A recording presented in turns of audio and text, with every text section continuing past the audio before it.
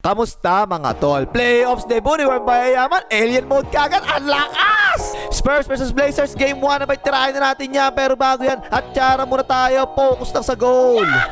Okay game, first quarter, sinimulan ng Spurs. Tingnan nyo ang matchup mga tol, kakaiba talaga eh. Si Castillo yung buhangin ang tumatao sa kanya, si Clingy, ayan no. Okay na nga, inatake na katuloy siya, mabanda, patay ka dyan. Pero sa kabila, medyo normal ang matchups ha. Yung pinakamagaling na defender ng Spurs tinatauan, eto si Deni Avdia. Ayun na nga, portre, patay ka dyan. Ang tingin ko dyan, ang ginagawa ng Blazers dyan mga tol, no? Kaya hindi si Clingy yung tumatao kay Wembayaman. Siguro, baka nireserva nila yung fouls eh, no? O ayun na nga, sumalaksak, purto ka dyan, tol. Yung Spurs naman, yung depensa nila, normal lang ha. Every time meron sa kasalaksak, kasama mo talaga sa Wembayaman, tutulong sa loob na ganyan eh, oh. Pero na-i-drapas kay Donovan Clingy, dak-dak! At tingnan niyo yung ginagawang depensa ni Clingy dito kay Castillo yung buhangin. Ayan no, pinapatira talaga sa 3 points, di ba? Mind games ang ginagawa ng Blazers dito eh. 33% yung sa 3 points this season ha. Okay na nga, step back portrait, patay ka dyan. Ang ganda pareho ng simula ng magkabilang teams ha. Offensive rebound ng Blazers dito, binigay kay Deni Avdia. Ay nakas sa kagad, patay na naman. Eto medyo nagagets ko na mga tol eh, no? Kaya siguro nilagay ng Blazers si Donovan Clingy kay Castillo buhangin kasi pwede niyang iwanan sa labas, di ba? Pwede patirahan sa labas yun eh, para makatulong siya palagi sa loob. Pero yan, nakalayap na kasi De'Aaron Fox. Boy, ang bilis eh, layap yan. Tabla ang score, 9-all ha. Naka-fast break ang Blazers dito. Aba, first time pala si Scooter Henderson. Ayan no, portrait, patay ka dyan. Ayun, sa wakas napansin na ng Spurs, no? So yung Wembayaman nagpa-high post na ngayon kasi maliit yung bantay niya eh. Medyo mismatch eh. O yan na nga, sinlaksa ka, patay ka dyan, tol. At dito makikita mo talaga kagad kung ano yung advantage ng Wembayaman kay Clingy na iwanan sa babaan eh, oh. Ayun na nga, napasa ng Wemby sa corner. Libre si Vaseline, portrait, patay ka dyan. Yung susi para manalo ang Blazers sa larong ito, di ba mga tol, no? Kapag tumulong sa Wembayaman sa loob, dapat maparusahan talaga nila eh. Open yung labas eh, oh. Tinira na nga, portrait, tukab na nga. Ayun, naka-momentum na nga ang Spurs. So makita ang ulo ko kay Wembayaman sa ginawa niya rito. Tingnan nyo ba naman yan, no? Ha? Ano? Dadak! Ito yung perfect example. Tingnan nyo si Wembayaman, no? Every time may sasalaksak, tutulong talaga sa loob yan eh. May iwanan yung tao niya sa labas, oh. Ayun na nga, portrait, patay naman yan. Pero sabi ni Wembayaman, tao ko lang tol, alien ako. Masyado na ako malakas para sa mundo ng mga tao. Kailangan ko na pumunta sa mga mundo ng mga halimaw. Kaya portrait, patay ka dyan. Ayun, nilabas muna si Wembayaman, ipinasuscore na ito. Kaya yung defensive matchups ng Blazers, normal na kayo na. As the Air Fox Boy, step back, portrait, patay ka dyan. At aba, medyo naninibago ako sa ginawang rotation ng San Antonio Spurs ngayon na. Kasi dati, mga 5 minutes pinagpapahinga si Wembayaman sa first quarter. Pero dito, 2 minuto lang ata pinagpahinga eh, no? Okay na si Wembayaman, tinirakan si Clingy, portrait, patay ka dyan.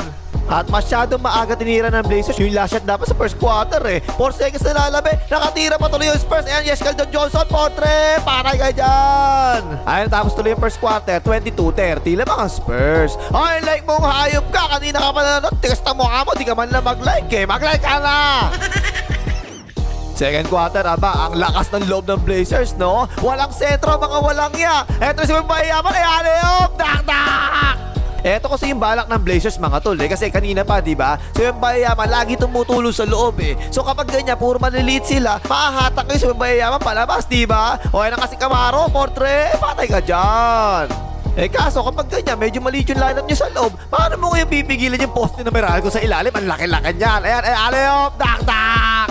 Pero sa simula mga tol, medyo nagbubunga yung ginawa ng Blazers na puro maliliit ha. Kasi nakatatlong 3 points ka agad sila. Ayan, libre sa corner, portrait, patay ka dyan. So anong nangyari tuloy, yung Blazers puro sa labas yung tira nila, yung Spurs naman puro sa loob naman kasi maliliit nga yung bantay eh. O yan nga patay kayo dyan. Ang problema nga lang sa ganyan, yung puro 3 points yung tinitira nyo, diba? Minsan talaga mamalasin ka dyan, walang shoot kahit isa eh. O yan, portrait, tungkab na nga. Naka-momentum tuloy yung Spurs eh, no? 12-4 run ang ginawa nila dito, biglang lumaki ang lamang eh. Libre si Vaseline, portrait, patay kayo dyan. Ayun, nilabas muna si Wembayaman, pinagpahinga ha. At eto ata yung unang-una sa laksak ng Blazers sa quarter na to eh. O yan na nga, Deni Avdia sumalaksak, patay ka dyan. Si Clingy, depensa ng Blazers, ganun din naman ginagawa mga tol eh, no? Every time sasalaksak, tutulong talaga yan eh. Pero ito, na-backdoor ka tayo, yaliyop, dak-dak. Momentum tuloy ng Spurs, no? Pass break sila dito. Tingnan nyo si De'Aaron Fox, boy, ang lakas ng break fluid na walang yan. Bigla tumira, portrait, patay ka dyan. Butas na butas ang depensa ng Blazers sa ilalim ha. Sa quarter lang na to mga tol, pang-apat na alip na kagad ng Spurs to. Ayun, dak-dak! Pero dahil nakaupo ka sa Wembayaman, kitang-kita talaga eh. Lumalaban talaga ngayon yung Blazers sa ilalim eh. Ayan, offensive rebound. Ang ganda pa nga ng pasa. Binoba pa nga. Wala po. Dak. Eto pa isa, fast break ang Blazers dito. Tingnan niya mga tol, no? Sa ilalim talaga ngayon ang target eh, no? Ayan, dak. Timeout ang Spurs. Pero yun, nakabawi kagad ang Spurs. Paano ba naman? Natalisod si Aldo Double Play. Bagsak eh, oh. Nalibre to si Castillo buhangin. Dak. Pito na lang ang lamang ng Spurs ha. Pero binalik kagad ng Spurs, may mabayayaman. Ayan na nga, tinan mo, dinaan na lang sa laki, no? Palakihan na lang, patay kayo dyan. Walang hiya talaga sa mabayayaman. Minsan talaga, napapamura na lang ako kung pinapanood ko. Tingnan nyo naman ginawang tira dyan. Napakahirap eh, oh. Portre, patay kayo dyan. Ayun, natapos sa second quarter, 49-59, 10 lamang. Okay, third quarter na. Tingnan niyo mga tol, ito yung sinasabi ko kanina pa, diba? Kapag nasa loob sa Wembayaman, may takot talaga tumira ang Blazers sa loob. Tingnan mo yan, oh, baldog na baldog. Ay, pa, tingnan niyo, fast break ang Blazers dyan, diba? Kaya naman yan, diretso na sana yan. Pero nakita niya, ay, may poste na meron ko sa loob, dito na lang ako titira, portrait, tongkab na nga. Ayun, puro 3 points lang ulit tuloy yung tinitira ng Blazers eh, no? Pero naka-back to back 3 points naman sila, ha? Eh, si Scoot Stackley Henderson, no? Portrait, patay ka dyan.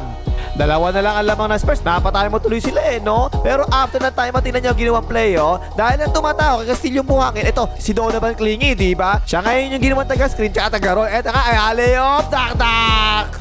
Dalawa lang lamang ng Spurs. Ito, crucial to, mga tol, ha? Fast break sana ang Blazers dito, pero natapik ni KG Canaleta, eh, oh. Tapos siya pa nga yung tumakbo sa fast break. Nalibre pa nga, Potre. Patay ka dyan.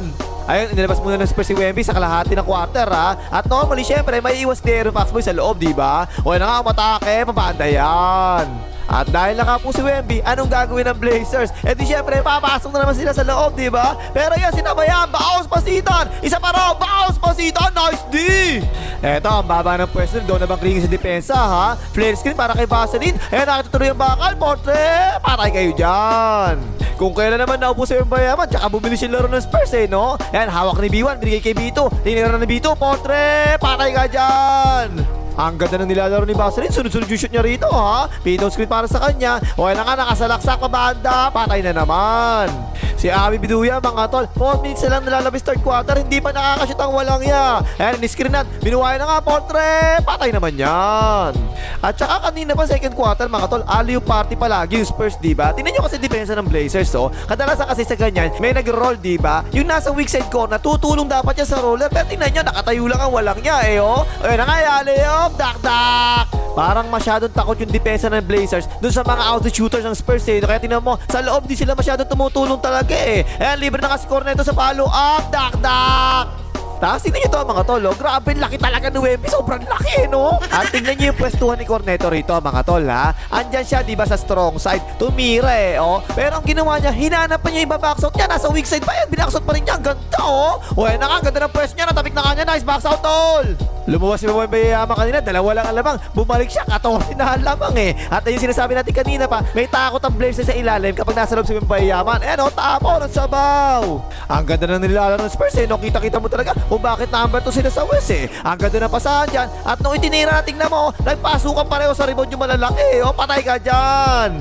Tingnan nyo naman to, walang yaya. Ang lakas ng loob mo, tol. Kinuha mo sa Wembayama sa isolation. Ayan, tinira na nga, Portre. Para magtayo tuloy. Ayan, tapos sa third quarter, 72-87. 15 na ang lamang. Okay, fourth quarter na. Simula ng fourth quarter, nag-small ball pa nga. Walang yung Warriors. Blazers na to. Okay na nga, Paul ka dyan, tol. At ito yung isa pang malupit sa Spurs, mga tol, eh, no? Pag nagpalitan ng tao, yung second overall pick yung pumapalit, nakabilis ako tuloy-tuloy, layup yan.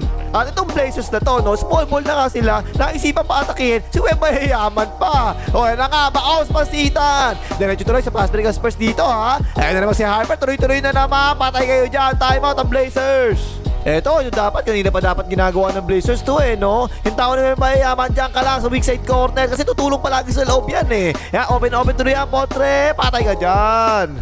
Pero medyo iniba na rin ng Blazers sa matchups, ha? Ngayon si Donovan Clingy na yung tumatawa kay Wembayaman. Kaya sa ilalim, naman nagalaman yung dalawang higante, oh. Pinuwersa pa rin ni Wembayaman, patay kayo dyan. Yun yung naging problema ng Blazers, eh, no? Kasi malaki na si Donovan Clingy, tapos Clingy pa. Pero hindi talaga kaya bantay sa Wembayaman, eh. Tinirahan lang, eh, oh. Portre, patay ka dyan, Clingy. Sunod-sunod ang ginawang atake ni Wembayama kay Donovan Clingy, walang nagawa no? Ay, pumihit pa nga, mabahanda, patay na naman. 19 ang lamang ng Spurs ha, inilabas muna nila sa Wembayaman at nakakatawa talaga kanina pa no? Kapag inilabas sa Wembayaman, pumapasok talaga sa loob ng Blazers ayan palobo, patay ka dyan. Ayun, medyo nakasunod-sunod ang Blazers dito ha. Tingin nyo naman kasi si Corneto nakadrop coverage diba? Ayan tuloy si Skustak ni Henderson, jumamper, patay ka dyan. Pero hindi na nagpabayang Spurs no? Ipinasok na kagad nila ulit si Wembayaman. And isolation niya, paubusan shot lang. Step back pa nga, Portre, patay na naman. Ang laking bagay din naman kasi talaga ni Wembayama, mga tol, tingnan nyo yan, no? Napaswitch ang depensa, diba? Bigla siya pumunta sa loob, tingnan mo. Wala na nga makabantay, ang liliit eh. Ayop, dak-dak! 14 ang lamang ng Spurs ha. Isolation dito para kay Abibiduya Hindi natatakot kay Wembayama, binunggo na malakas, talsik. Tsaka nag-by the way, patay ka dyan, nice! Last 2 minutes na lang, binabagalan na ng Spurs ang laro, no? Binibilisan naman ng Blazers para makahabol pa sila. Pero di pumapasok yung mga tira nila eh. Skustak ni Henderson, Portre, wala na nga. Ayun, tapos sa boxing, panalo yung Spurs dito, 98-111. Playoff debut ni Wembayama, 35 points, 5 rebounds, 1 assist, 2 butata, 13 out of 21 sa field goals, at 5 out of 6 sa 3 points. Nice! 30 points naman si Abibiduya, pero tumira ang Spurs, 15 out of 33 sa 3 points. Nice! Okay na pang imagas, malay ka mga hater Wemby.